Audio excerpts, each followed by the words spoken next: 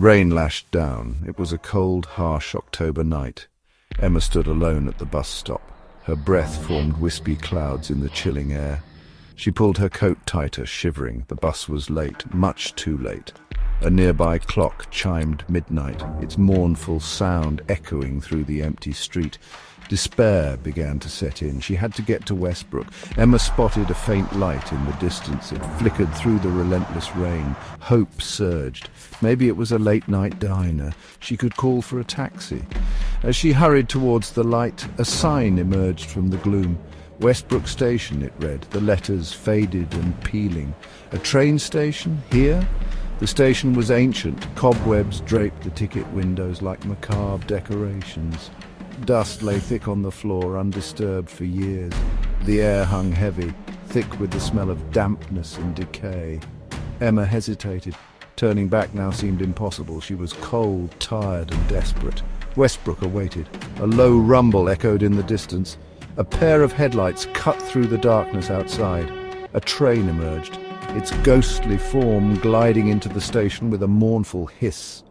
The train was ancient, its paint peeling, its windows dark and dusty. It looked like it hadn't moved in decades. This was her last chance. The train's doors creaked open. A figure emerged, shrouded in shadow. He stepped onto the platform, his face obscured by a wide-brimmed hat. "Last train to Westbrook," the figure rasped, his voice a chilling whisper. Emma took a step back, fear gripping her heart. This was wrong, all wrong. She hesitated. The conductor gestured impatiently. "Well, are you coming?" he asked, his voice echoing strangely in the empty station. Emma took a deep breath. She had no other choice. She stepped onto the train, the doors slamming shut behind her with a deafening clang. The train lurched forward, its engine groaning in protest. The carriage was dimly lit, the air thick with the smell of mildew and dust. Strange shadows danced on the walls as the train rattled and swayed. A handful of passengers occupied the seats, their faces hidden in the gloom. They sat in absolute silence, their eyes fixed on Emma. She felt a shiver run down her spine. Emma sat down as far away from the other passengers as she could. They were an unsettling bunch, a woman with eyes that seemed to burn with an inner fire. An old man, his face a mask of wrinkles, clutching a worn leather suitcase. A young boy, his eyes wide and unblinking, staring straight ahead. None of them spoke. None of them even blinked. The train rattled through the night, the storm raging outside. Rain lashed against the windows, wind howled, thunder boomed, each crash shaking the very foundations of the train. Emma pressed her face against the cold glass, trying to see out. The darkness was impenetrable. The train plunged into a thick fog. It rolled in like a wave, swallowing the world outside. The fog was unnatural, swirling and shifting as if alive.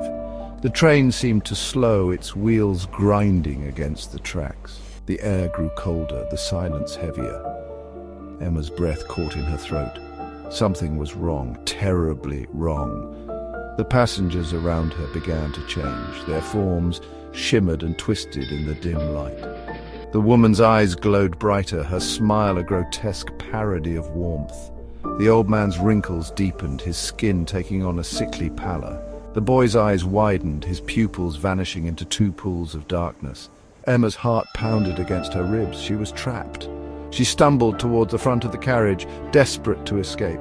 The conductor stood there, a chilling smile playing on his lips. His eyes, two black pits in his skull, followed her every move. "There's no escaping destiny," he whispered, his voice a low growl that seemed to vibrate in her very bones. Emma backed away, fear paralyzing her. The train ground to a halt. The doors hissed open. Outside there was nothing, only the swirling fog and an endless, impenetrable darkness. Emma was trapped. The other passengers rose, their forms now monstrous, their eyes burning with an unholy light. They turned towards her, their smiles predatory. "Every journey has its end," the conductor rasped, his voice a death knell. "And yours ends here." He gestured towards the open door, his grin widening. Emma took a step back, her heart hammering in her chest. She was surrounded. There was nowhere to run, nowhere to hide. She stumbled out into the fog, the laughter of the other passengers echoing behind her. The train vanished, its ghostly form swallowed by the swirling mist. She was alone, lost in an endless ocean of darkness.